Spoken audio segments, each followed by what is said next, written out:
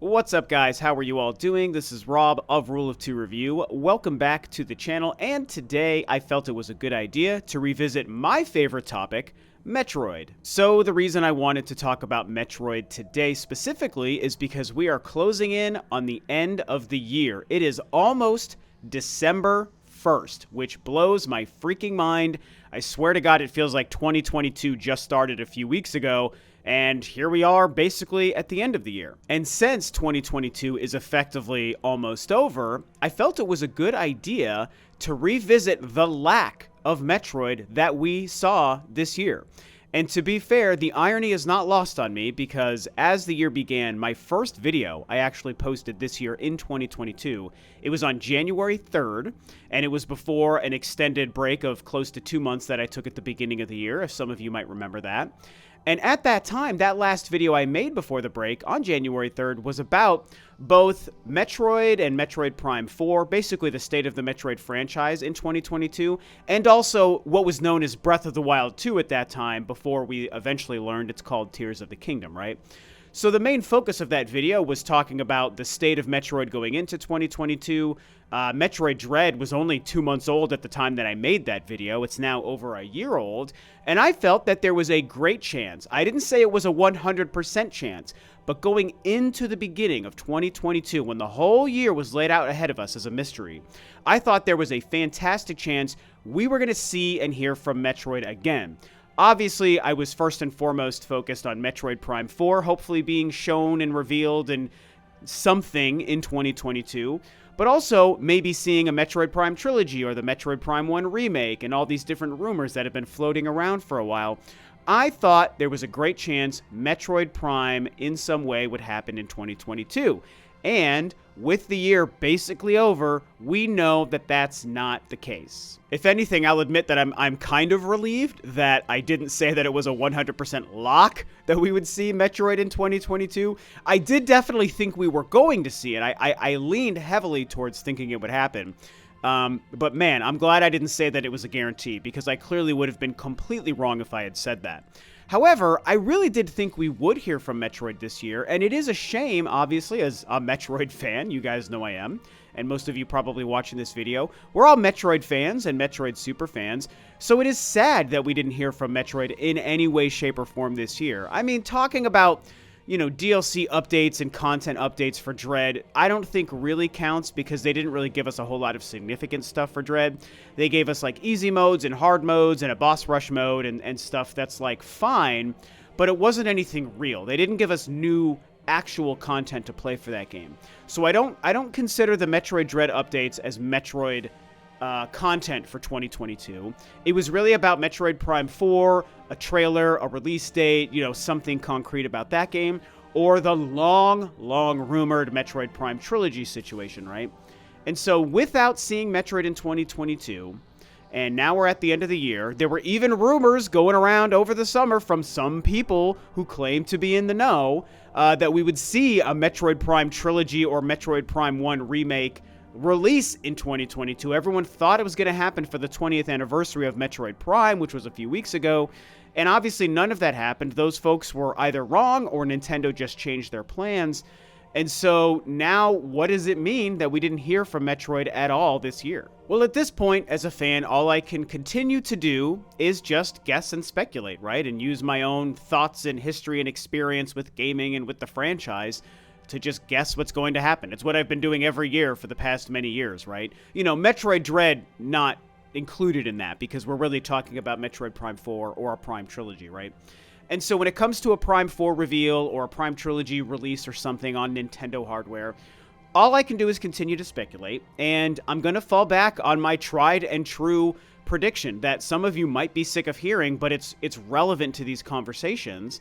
And it's if we see new hardware from Nintendo next year, whatever form it takes and whatever name it takes, I really think the lack of Metroid in 2022 to me is more solid evidence than ever that there's probably a plan, at least as far as Metroid Prime 4 goes.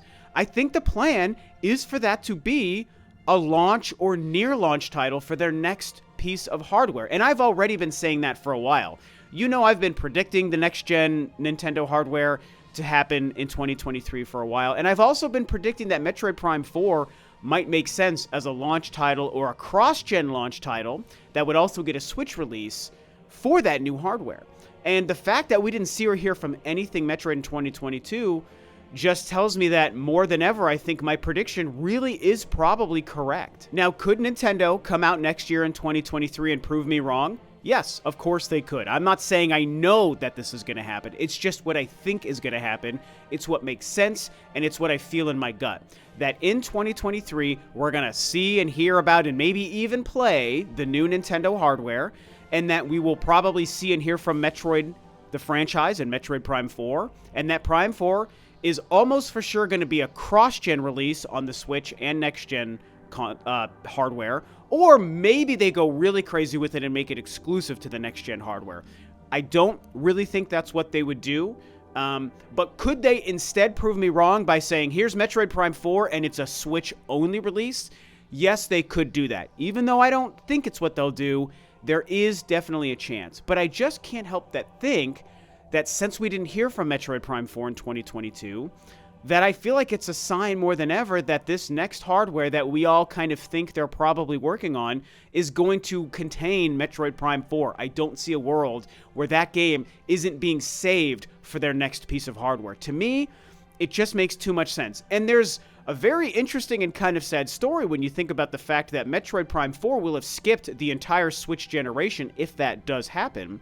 Because my theory that I laid out recently, it's a conspiracy theory, is that Metroid Prime 4 might have been an initial plan for the Wii U in the middle of the Wii U's console cycle, but obviously Nintendo realized the Wii U wasn't going to be successful, and I think they moved up their Switch plans and decided to make that a Switch title instead before everything fell apart and it restarted with Retro. And maybe all of these factors, when you combine them and you track the history of the development of Prime 4, including my conspiracy theory of it starting as a Wii U project planned for the Wii U, I think it just shows us that maybe Metroid Prime 4 will skip the Switch generation entirely and be a next-gen only title, or, bare minimum, be a cross-gen title. But of course, what about the Metroid Prime Trilogy, right? That's the other kind of big question in the air, and as I was hinting at earlier, folks like Jeff Grubb and Emily Rogers and some other folks out there were predicting and stating almost for sure we were going to see the Prime Trilogy or a Prime 1 remake release in 2022. And Jeff Grubb was obviously the big one, who said he was so sure of it he was going to shave his head and his hair and his beard and stuff, and he apologized for being wrong. I don't really have any hate against folks when this kind of stuff happens. It is what it is. It doesn't make me mad, but I just do think it's interesting and obviously worth talking about. And that guy was so sure that it was going to happen this year, he said he was going to shave his entire face and head, basically, that we were going to see these games re-release in HD on the Switch in 2022. It was supposed to happen this year, and that clearly did not happen and is not going to happen. So what's going on with these Prime remakes and remasters and re-releases that we've all been banking on? Have we been lied to? Have we been believing a lie or a vaporware concept for the past 5 years? Maybe we have. I don't want to think so, even though there's only evidence that shows we have been believing a lie. But it just seems too silly for that thing to not be a plan. There's got to be a plan. Nintendo is not stupid. They know it's easy money on the table. Even if they played it simple and cheap and just put those 3 games in HD and sold them for $60, they did it with 3 Mario games. Why wouldn't they do it with 3 Metroid games? In the wake of Metroid Dread becoming the best-selling Metroid game in only 6 months' time, it's the strongest period for Metroid of all time. So the amount of money they would make by just simply porting those games in HD is obscene. If they go the extra mile and do a full-on remake of Metroid Prime, something in the vein of like the Final Fantasy VII remake, for example, then forget about it. I think they'll make even more money, which will only help in the sales and the hype and excitement for Metroid Prime 4 when that eventually releases down the road, right? So, has this just been a lie for the past 5 years? Maybe. Like I said, maybe it has been, but I just don't think that's the case. I think these games will eventually see the light of day, and so does that mean we'll see them next year in 2023?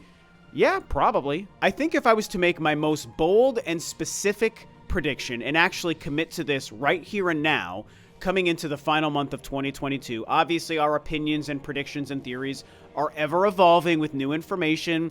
I had predictions and theories at the beginning of the year. Now we're at the end of the year, so I can make a different informed, prediction. Again, I'm just a guy guessing. I'm not leaking anything.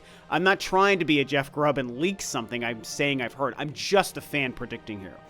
So my prediction would be, going into 2023, what I think has the best chance of happening is that the Metroid Prime / Trilogy re-release of some kind will happen in 2023.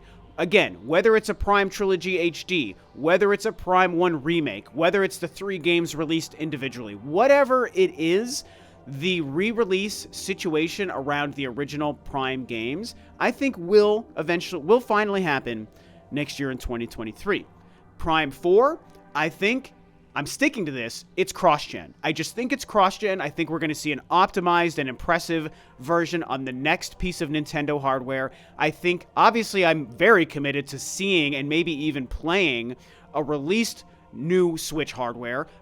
Tears of the Kingdom, I think, aids in that happening potentially next year as well.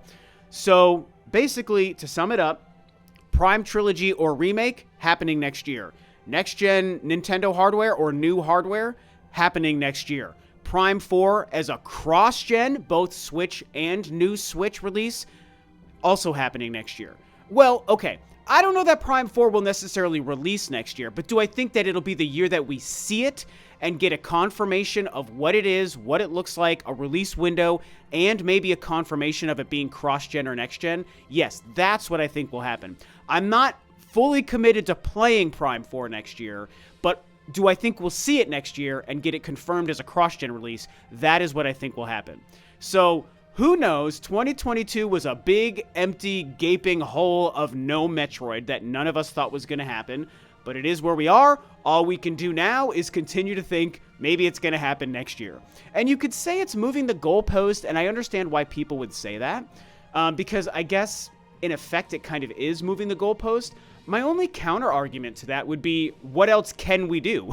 I mean, if we thought maybe we would see a Metroid game in 2022, but we didn't, I mean, it's not like Metroid Prime 4 isn't a game being made. It's being made. So it's only ever going to be in the future until it does release. And so since we didn't see it this year, all we can do is move our 2022 predictions to 2023, right? So moving the goalpost, yeah, sure, I guess. I don't know if that gives you a win if you think you can complain and say, oh, people are just moving the goalpost. You're just moving the goalpost, Rob.